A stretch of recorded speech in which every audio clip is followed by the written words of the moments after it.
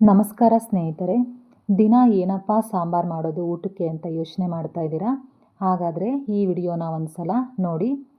ನಾನಿವಾಗ ಮೊದಲಿಗೆ ಹೆಸರು ಕಾಳು ಮತ್ತು ಬೇಳೆಕಾಳುಗಳನ್ನ ಬಳಸಿ ಸಾಂಬಾರು ಮಾಡೋದು ಹೇಗೆ ಅಂತ ತೋರಿಸ್ತೀನಿ. ಮೊದಲಿಗೆ ನಾನು ಬೇಳೆಕಾಳು ಹೆಸರು ಕಾಳನ್ನ ನೀಟಾಗಿ ತೊಳೆದು ತರಕಾರಿಗಳನ್ನ ಆ್ಯಡ್ ಮಾಡ್ತಾಯಿದ್ದೀನಿ. ನಿಮ್ಮ ಮನೇಲಿ ಯಾವುದಿದೆಯೋ ತರಕಾರಿಗಳನ್ನ ಹಾಕ್ಕೋಬೋದು. ನಾನಿಲ್ಲಿ ಕ್ಯಾರೆಟು, ಬೀನ್ಸು, ಬದನೆಕಾಯಿ, ಆಲೂಗೆಡ್ಡೆ ಮತ್ತು ಒಂದು 5 ಟೊಮೆಟೊನ ಹಾಕಿ ಬೇಯೋದಕ್ಕೆ ಎಷ್ಟು ಬೇಕೋ ಅಷ್ಟು ನೀರನ್ನು ಹಾಕಿ ಕುಕ್ಕರ್ ಮುಚ್ಚಳನ ಮುಚ್ಚಿ 1-2 ವಿಷಲ್ನ ಕೂಗಿಸ್ಕೋತಾ ಇದ್ದೀನಿ. ಚೆನ್ನಾಗಿ ಬೆಂದಿದೆ. ಟೊಮೆಟೊನ ಒಂದು ಮಿಕ್ಸಿ ಜಾರ್ಗೆ ಹಾಕ್ತಾಯಿದ್ದೀನಿ.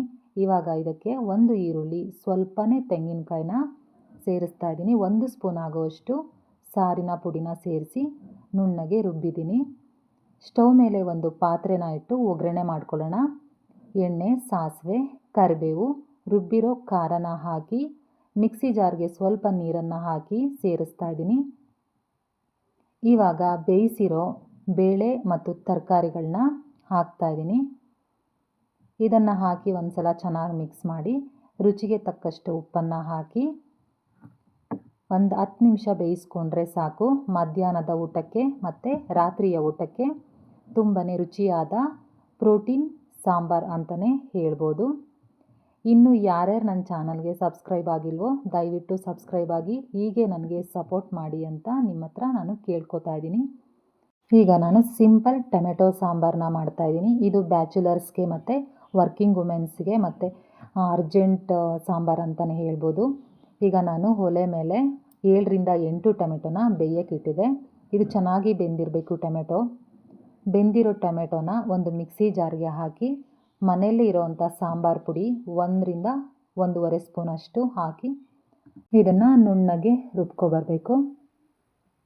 ಇವಾಗ ನಾನು ಒಲೆ ಮೇಲೆ ಒಂದು ಪಾತ್ರೆನ ಇಟ್ಟು ಒಗ್ಗರಣೆ ಮಾಡ್ಕೊಳ್ಳೋಣ.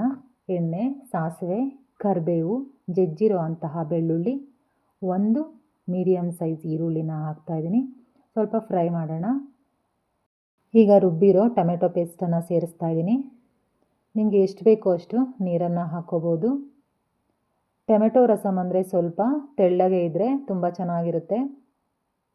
ರುಚಿಗೆ ತಕ್ಕಷ್ಟು ಉಪ್ಪನ್ನು ಸೇರಿಸ್ತಾ ಇದ್ದೀನಿ. ಕೊನೆಯಲ್ಲಿ ಸ್ವಲ್ಪ ಕೊತ್ತಂಬರಿ ಸೊಪ್ಪನ್ನು ಹಾಕ್ತಾಯಿದ್ದೀನಿ. ನೋಡಿ ಎಷ್ಟು ಚೆನ್ನಾಗಿ ಕಾಣಿಸ್ತಿದೆ ಸಾಂಬಾರು. ಅನ್ನಕ್ಕಂತೂ ಪರ್ಫೆಕ್ಟ್ ಸಾಂಬಾರು ಅಂತಲೇ ಹೇಳ್ಬೋದು. ನಾನಿಲ್ಲಿ ಇನ್ನೊಂದು ಸಾಂಬಾರನ್ನ ಮಾಡ್ತಾಯಿದ್ದೀನಿ.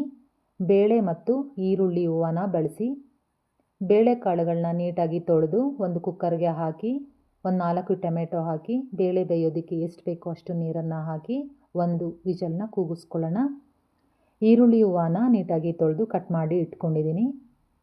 ಅಷ್ಟರಲ್ಲಿ ಟೊಮೆಟೊನ ನಾನು ಒಂದು ಮಿಕ್ಸಿ ಜಾರ್ಗೆ ಹಾಕ್ಕೊಂಡು ಪೇಸ್ಟ್ ಮಾಡ್ಕೊಂಡಿದ್ದೀನಿ. ಸ್ಟವ್ ಮೇಲೆ ಒಂದು ಪಾತ್ರೆನ ಇಟ್ಕೊಂಡು ಒಗ್ಗರಣೆ ಮಾಡ್ಕೊಳ್ಳೋಣ. ಎಲ್ಲ ಸಾಂಬಾರಿಗೂ ಒಗ್ಗರಣೆ ಮಾಡಿದ್ರೇ ರುಚಿಯಾಗಿರೋದು ಅಲ್ವಾ ಫ್ರೆಂಡ್ಸ್. ಈಗ ನಾನು ಈ ಎಣ್ಣೆ, ಸಾಸಿವೆ, ಜಜ್ಜಿರೋ ಅಂತಹ ಬೆಳ್ಳುಳ್ಳಿ, 1 ಈರುಳ್ಳಿ, ಕರಿಬೇವನ್ನು ಹಾಕ್ತಾಯಿದ್ದೀನಿ. ಕಟ್ ಮಾಡಿಟ್ಟಿರೋ ಅಂತಹ ಈರುಳ್ಳಿ ಹೂವನ್ನ ಸೇರಿಸ್ತಾ ಇದ್ದೀನಿ.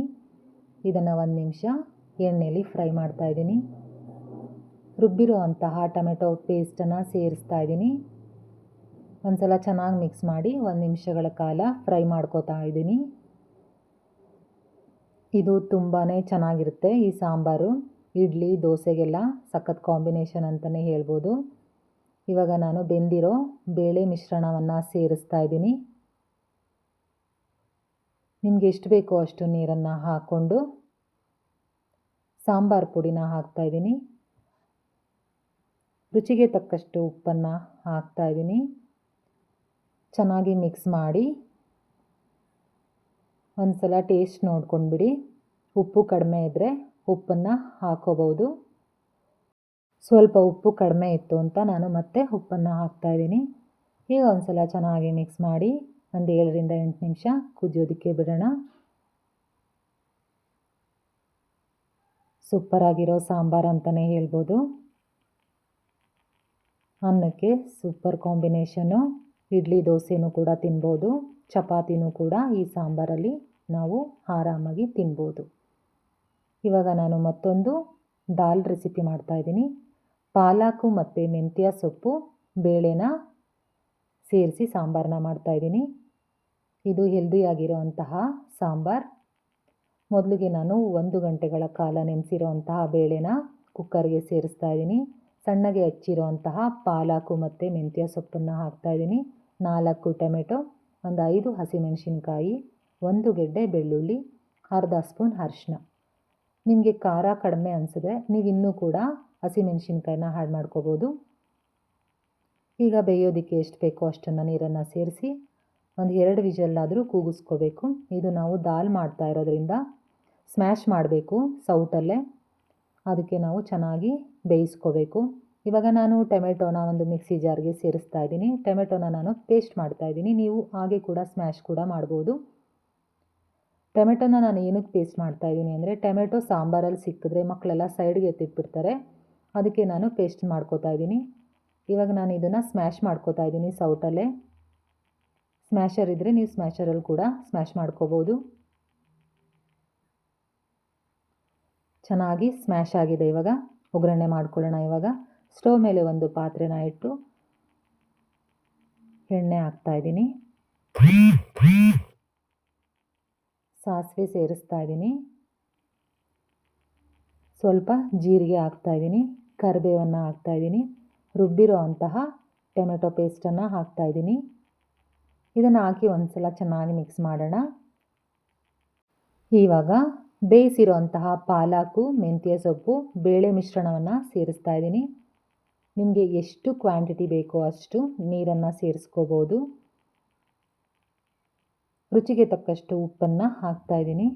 ಫ್ರೆಂಡ್ಸ್, ಇದು ತುಂಬಾ ರುಚಿಯಾಗಿರುತ್ತೆ. ಚಪಾತಿ, ದೋಸೆ, ಇಡ್ಲಿ, ಅನ್ನ, ಮುದ್ದೆ, ಪರೋಟ ನೀವು ಯಾವುದ್ರಲ್ಲಿ ಬೇಕಾದರೂ ಇದನ್ನು ತಿನ್ಬೋದು. ತುಂಬಾ ರುಚಿಯಾಗಿರುತ್ತೆ. ನೀವು ಕೂಡ ಒಮ್ಮೆ ಟ್ರೈ ಮಾಡಿ.